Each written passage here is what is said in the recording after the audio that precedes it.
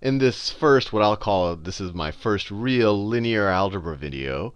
Let me write that down. Linear algebra video. I want to introduce you to some concepts that you're going to see over and over in linear algebra. And if they're not introduced to you properly in the beginning, they can be very confusing. But hopefully over the course of this video, you'll understand that they're pretty straightforward ideas. And if anything, in linear algebra, the field or the gods of linear algebra are kind of experts in, to some degree, stating simple and obvious things in convoluted and Byzantine ways. But it does that for a reason. It gives it mathematical rigor. So the first thing I want to introduce you to is kind of the set notation for real numbers, and then multiple dimensions of real numbers. So if you ever see this, an R with kind of an extra backbone like that, or sometimes it's written as just a really bold-faced R, if it's maybe typed in a book, a really bold-faced R, all this just means the set of all real numbers. And I haven't done, and I probably should make a few videos where I classify numbers by reals and complex and irrational and rational and whatever else. But my brain, and there's actually very formal ways of defining the set of all real numbers. But the simple thing for me is all numbers except complex ones. So this is the same thing as everything but complex numbers. So pi is a real number. E is a real number. Square root of 2 is a real number. 3 is a real number. Minus 3 is a real number. Minus pi is a real number. But 1 plus 2i, not a real number. Not in the set of reals. That's a complex number. So everything but complex. So pretty much all regular numbers that you ever dealt with before you learned what I was. That's the set of real numbers.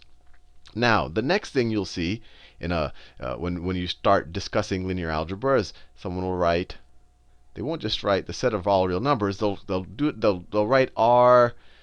I'll just write it generally. They'll write Rn. And you're like, gee, what is that? Are they somehow taking the exponent of all of the real numbers? And actually, on some level, that is what they're doing. But what they're saying here is you're taking the set of all ordered sets of real numbers. So what do I mean by that?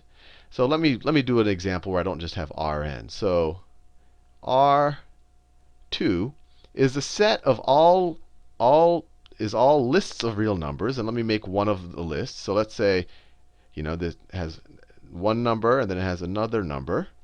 So it's the set of, let me write it this way. So I can write in set of notations. It's the set of all, we could call these tuples. Sometimes it's called a two-tuple.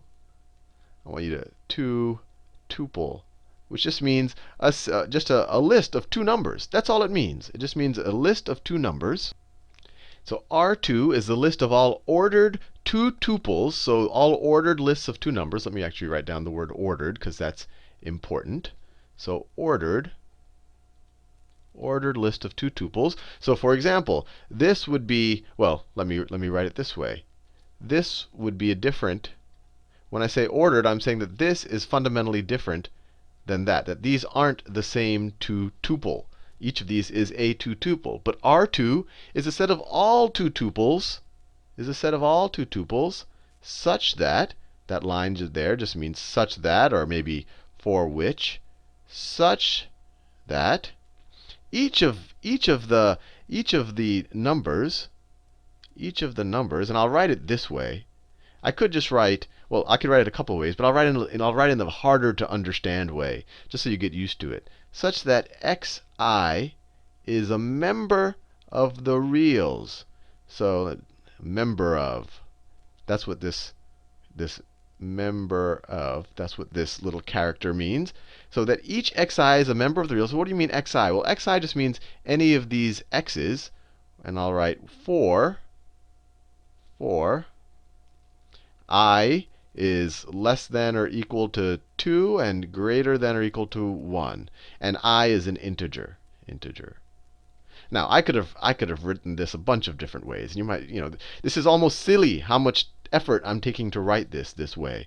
But I could have written it like this too. I could have written the R2 is equal to the set of all ordered tuples x1, x2, such that I could have just written, such that x1 and x2 are a member of the reals. I could have written it that way. That would have been an easier way to write it. But either way, I think you get the idea. It's all of the combinations of two things. So I said in the beginning, I was like, this kind of is a squared operator. And why does it mean, why did they write it as a superscript there? And my gut sense is, if you think about it, in this, you have kind of an infinite. Well, look, you have an infinite number of real numbers. I mean, I won't go into things like accountability and things like that. But you have a very large number of real numbers.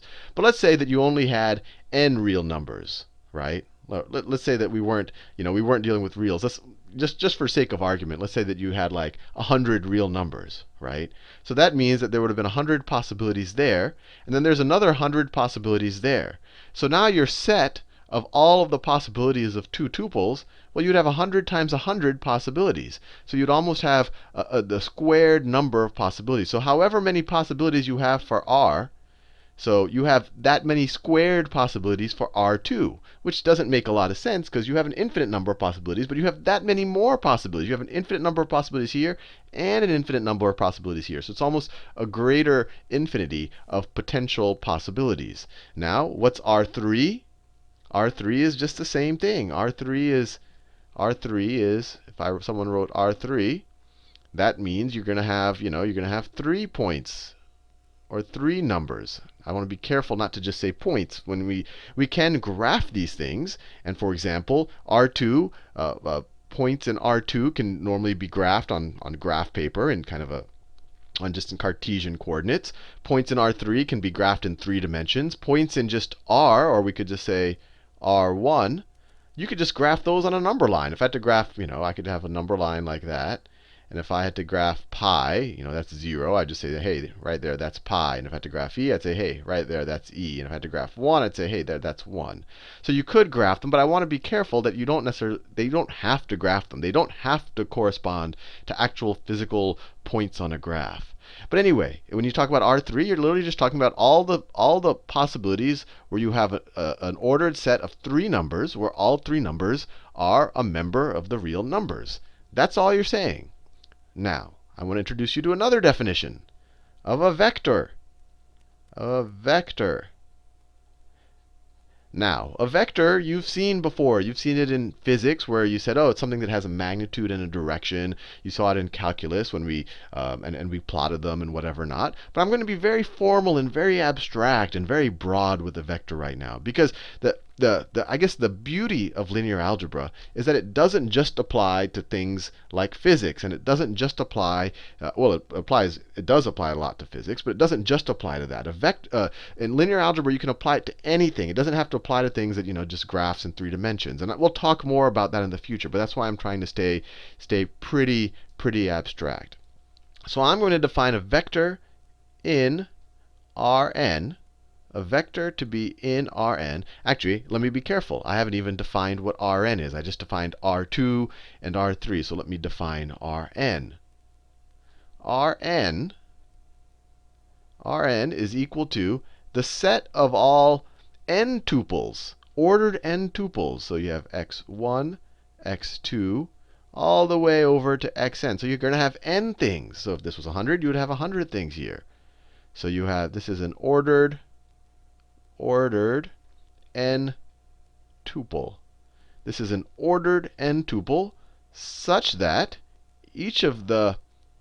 for each xi, where xi is one of these, is a member of the real. So each of these has to be a real number. And then I'll just say for I is less than or equal to n, greater than or equal to 1. So all that's saying is that for x, x1 is a member of the reals, x2 is a member of the reals, all the way up to xn is a member of the reals. Rn is the set of all of these possible ordered n tuples, or ordered sets of n numbers. So what is a vector? What is a vector in Rn? Well, a vector in Rn really is just a particular instance of one of these n tuples. I'll just call it an ordered list. An ordered list of n real numbers. N real numbers. And you can represent a vector in a bunch of different ways. You could represent it, you could represent it like this. You could represent it. You could represent it like, well, let me do it in a bunch of different ways. You could, a two-dimensional vector, you could represent like x1, x2, kind of like a coordinate. You could maybe represent it with brackets like that. This is just syntax. This is just different ways of representing the same information, the same idea.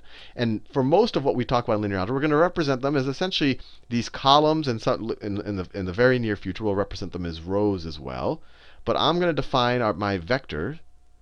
A vector is an Rn, is an ordered list of n real numbers, and I define, and this is an example. So it would be v1, v2, all the way to vn, where each of these is a member of the real numbers. So it's a member of the real numbers. And just to make sure you kind of understand the notation or the terminology, each of these is called a component. Component of our vector. And actually, I want to be very careful here, because when we write vectors, you want to make sure you have a nice bold v. I won't make all my v's in the future that bold. But that's how, when you're reading a math book, they differentiate between just a vector and just a regular quantity, right? These regular quantities are just written with a non-bolded, while the vectors are bolded. Now, I'm going to define two definitions for two operations for vectors in Rn. I'm going to define addition, and these are definitions. I could have defined them in any arbitrary way, but these I think you'll find to be somewhat natural. So these are definitions. Definitions. These are just kind of human abstract constructs that end up becoming very useful. So they said, hey, let's make some definitions. Let's define addition. Addition. So if I have some vector, let me write it as a lowercase a, but it's a really bolded lowercase a. And then that is equal to a1, a2. That's all of its components, all the way to an.